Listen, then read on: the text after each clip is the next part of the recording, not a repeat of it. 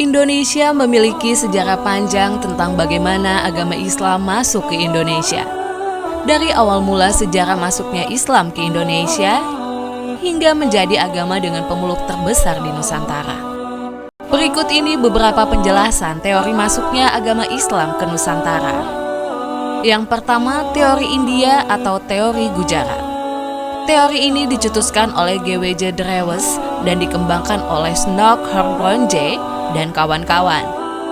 Selain itu, teori India atau teori Gujarat ini juga diyakini oleh sejarawan Indonesia Sucipto Wirjosuprato yang meyakini awal mula sejarah masuknya Islam di Indonesia adalah melalui India atau Gujarat pada abad ke-13.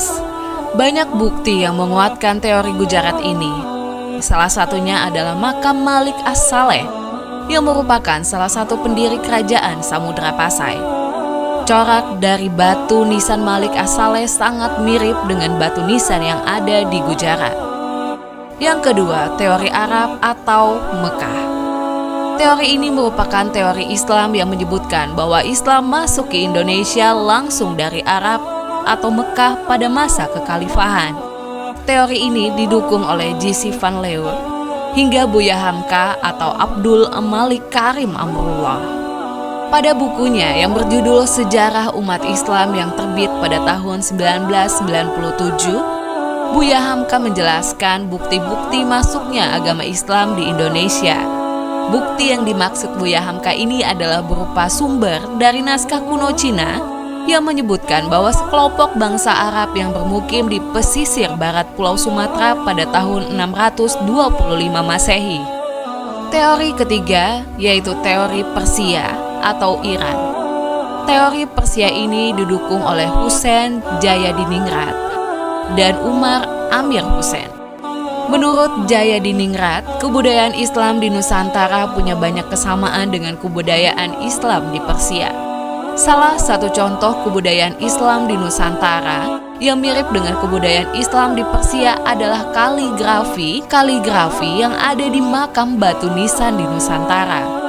Juga beberapa ritual keagamaan seperti tabot di daerah Bengkulu dan tabuik di daerah Sumatera Barat yang hampir mirip dengan ritual keagamaan di Persia yang diadakan setiap tanggal 10 bulan Muharram. Yang keempat yaitu teori Cina. Teori ini yang menyebutkan bahwa asal mula sejarah masuknya agama Islam ke Indonesia berasal dari Cina. Agama Islam sendiri berkembang di Cina pada masa dinasti Tang, 618 sampai 905 Masehi. Islam masuk ke Cina sendiri dibawa oleh panglima muslim yang bernama Sa'ad bin Waqqas yang berasal dari Madinah pada masa kekhalifahan Utsman bin Affan.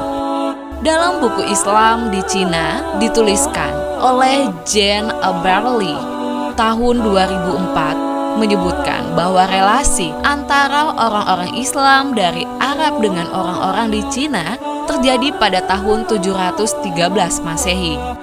Masuknya Islam ke Nusantara juga diyakini bersamaan dengan banyaknya migrasi orang-orang Cina Muslim ke Asia Tenggara, terutama wilayah Nusantara, yang kebanyakan memasuki wilayah Sumatera bagian selatan pada tahun 879 Masehi atau abad ke-9 Masehi.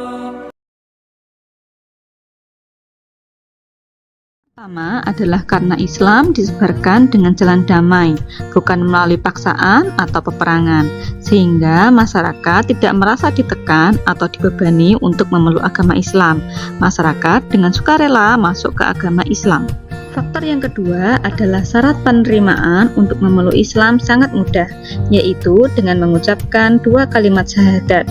Karena sederhana dan mudah, maka semua orang bisa melakukannya. Selain itu, upacara keagamaan dalam Islam juga sederhana dan tidak memerlukan banyak biaya.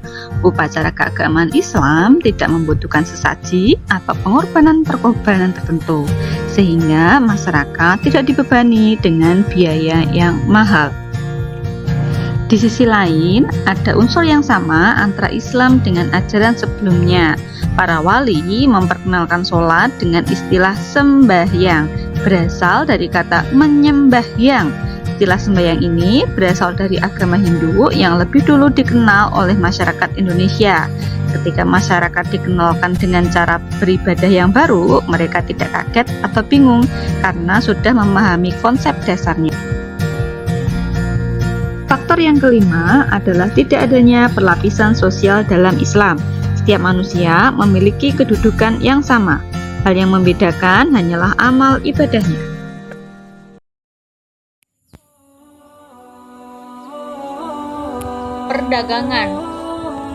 Perdagangan merupakan metode penyebaran Islam yang paling kentara, bahkan dapat dikatakan sebagai jalur pertama dan utama penyebaran Islam. Menurut Tom Pires, sekitar abad ke-7 sampai ke-16, lalu lintas perdagangan yang melalui Nusantara sangat ramai. Dalam proses ini, pedagang di Nusantara dan pedagang asing atau Islam dari Gujarat dan Timur Tengah, Arab dan Persia bertemu dan saling bertukar pengaruh. Sebagian dari para pedagang asing ini tinggal di wilayah dekat pantai yang disebut Pekojan. Lama-kelamaan jumlah mereka semakin banyak, demikian pula pengaruh Islam di tempat tinggal mereka. Perkawinan. Para pedagang dan juga keluarganya menikah dengan perempuan pribumi, putri-putri bangsawan atau adipati, dan bahkan dengan anggota keluarga kerajaan. Hal ini berdampak positif terhadap perkembangan Islam. Hal ini karena pedagang atau ulama itu mensyaratkan untuk mengucapkan kalimat syahadat terlebih dahulu sebelum menikah. Serta anak-anak hasil pernikahan itu pun cenderung mengikuti agama Islam, agama yang dianut oleh orang tuanya. Pendidikan. Perkembangan Islam yang semakin luas mendorong munculnya para ulama dan mubalik. Para ulama dan mubalik menyebarkan Islam melalui pendidikan dengan mendirikan pondok-pondok pesantren di berbagai daerah. Di pondok-pondok pesantren, kaum muda atau santri dari berbagai daerah dan kalangan menimba pengetahuan agama Islam. Mereka lalu kembali ke daerah asalnya dan menyebarkan ajaran-ajaran Islam.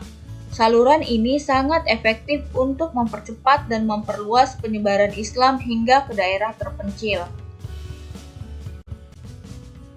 Dakwah. Penyebaran Islam tidak dapat dilepaskan dari peranan para wali. Ada 9 wali yang menyebarkan Islam dengan cara berdakwah yang disebut dengan wali songo. Mereka dikenal memiliki ilmu serta penghayatan yang tinggi terhadap agama Islam.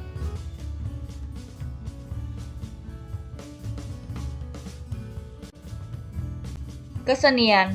Agama Islam juga disebarkan melalui kesenian. Beberapa bentuknya diantaranya wayang oleh Sunan Kalijaga, gamelan oleh Sunan Bonang, gending atau lagu-lagu yang berisi syair-syair, nasihat, dan dasar-dasar ajaran Islam.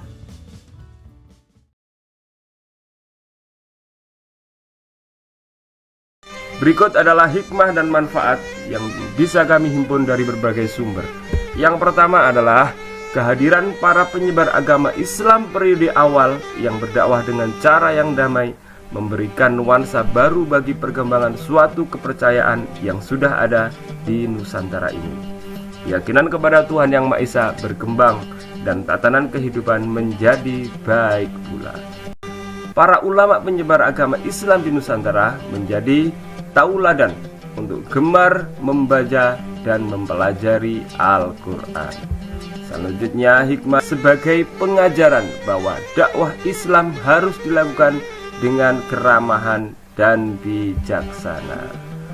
Selanjutnya, hikmah dan manfaat dari strategi dan perkembangan Islam di Nusantara yang kita ambil adalah sebagai pemanfaatan peninggalan sejarah, baik berupa makam, masjid, dan peninggalan lainnya untuk dijadikan tempat ziarah serta objek penelitian sebagai pengingat dan pelestarian nilai-nilai perjuangan para penyebar agama Islam di Nusantara. Selanjutnya adalah sebagai contoh untuk meningkatkan kecintaan kepada bangsa Indonesia sebagaimana yang telah ditunjukkan para ulama dan pemimpin Islam terdahulu. Selanjutnya adalah sebagai bukti bahwa setiap generasi mempunyai tantangannya sendiri. sehingga generasi muslim dituntut untuk terus kreatif dan peka terhadap zaman. Demikianlah hikmah dan manfaat, strategi dan perkembangan